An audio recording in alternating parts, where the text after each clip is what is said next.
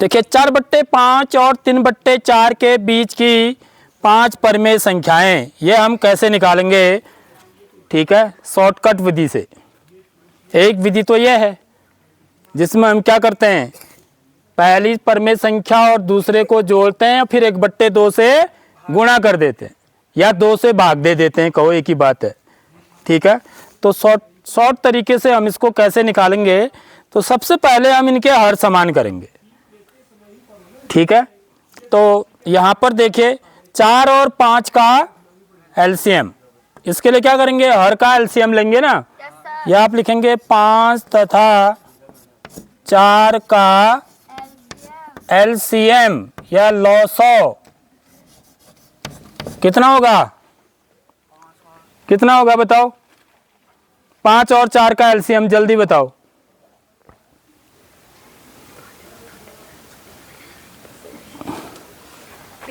20 होगा। 5 और 4 का एलसीएम क्या होगा? 20। यानी कि मुझे इन दोनों के हरों को क्या बनाना होगा? 20 बनाना होगा। ठीक है, समझ में आ रही बात? तो 4/5 बराबर 4/5, 5 को किससे गुणा करके 20 बनेगा? 4 से। तो 4 से मैं अंश में भी गुणा करूंगा, 4 से हर में भी। ठीक है, तो ये कितना हो जाएगा? 4 चको 16, अंश को अंश से गुणा करेंगे, हर को हर से, 5 को 20। ठीक है, समझ आ गई बात? अब 3/4 को, 3/4 का 3/4 लिखेंगे।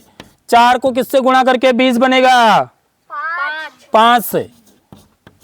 ये ठीक है, तो 3 पंचे कितना हुआ? 15 और 4 पंचे 20। अब हर समान हो गए। देखो समझ में आ गई बात? Yes sir. इसके बाद करेंगे हम जो प्रक्रिया जो पहले वाले पार्ट में करी हमने। क्या करेंगे?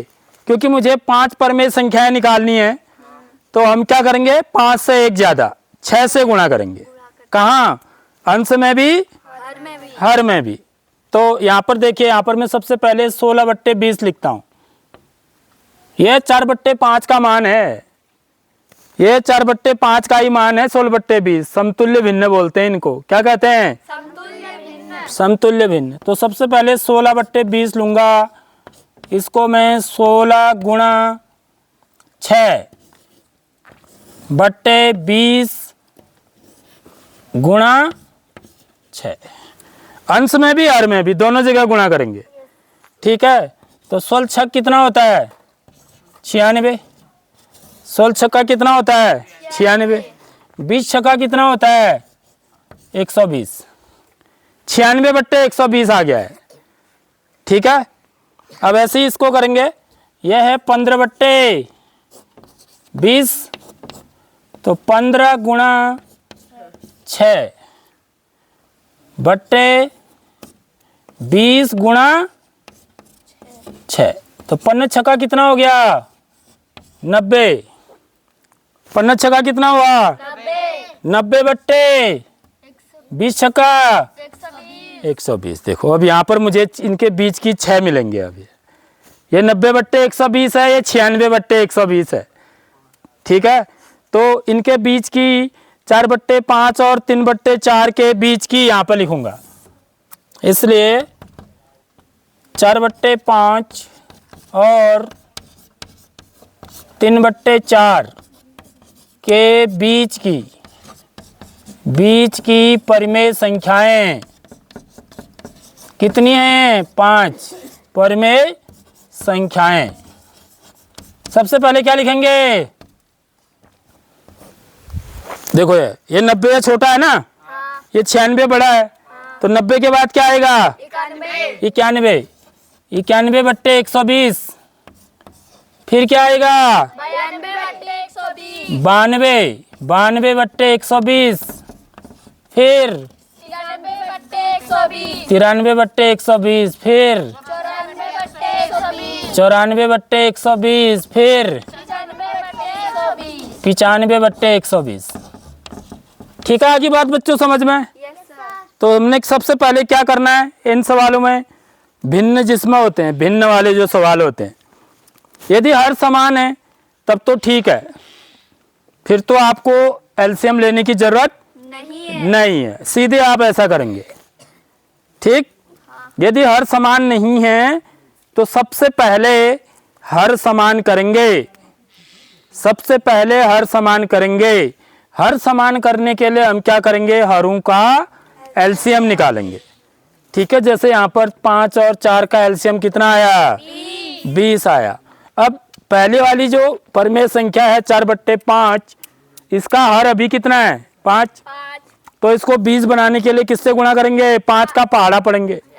5 के पहाड़े में 20 कब आता है, 5 कम 5, 5 दूनी 10, 5 15, 5 को 20, तो 4 बार गुणा करके 20 आ रहा है।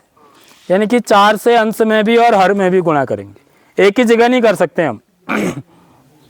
समझ रहे हो, यदि मैंने हर में गुणा करना है तो अंश में भी करना पड़ेगा। इसी को क्या बोलते हैं हम, समतुल्य भिन्न बोलते हैं। तो 4 को 16 बट्टे 5 को 20। ऐसी अगली जो परमेय संख्या थी वो 3/4 थी, तो 4 को किससे गुणा करके 20 आता है, उसके लिए 4 का पहाड़ा पढ़ेंगे। 4 पंचे 20 होता है, तो इसका मतलब 5 से गुणा करेंगे यहाँ पर, अंश में भी हर में भी। तो 3 पंचे 15/5 को 20 हो गया। अब मेरे हर समान हो गए, देखिए समझ रहे हो बात। अब मैं इनके बीच की 5 परमेय संख्या इनके बीच की निकालूंगा। समझ रहे हो, जो इनके बीच की होंगी वही इनके बीच की भी होंगे, क्योंकि ये जो चीज है ना बच्चों, यही है अभी, पता है। अभी आप 4 से इनको काटोगे तो इतना ही आएगा, 4 पंचे 20, 4 चको 16, तो फिर 4/5 ही आ जाएगा। समझ रहे हो बात। तो इसलिए क्योंकि हमको 5 निकालनी है तो उससे एक ज्यादा से गुणा करते हैं। ठीक है, 5 परमेय संख्या निकालनी है तो 5 से एक ज्यादा क्या हुआ, 6, तो 6 से अंश में भी और हर में भी दोनों जगह गुणा करेंगे। इसी को समतुल्य भिन्न निकालना बोलते हैं। तो 16 छक 96, 20 छका 120। ऐसे यहाँ पर भी किया, दूसरी वाली जो है 15/20। ठीक है, इसको हमने क्या किया, इसको भी 6 से गुणा करेंगे, अंश में भी हर में भी। 15 छका 90, 20 छका 120। अब इनके बीच की परमेय संख्या निकालनी है, तो 90 छोटा है 96 बड़ा है, तो 90 के बाद क्या आएगा 91, फिर 92, फिर 93, फिर 94, फिर 95, और सबके नीचे हर क्या रहेगा 120 रहेगा। ठीक है, आई बात समझ में।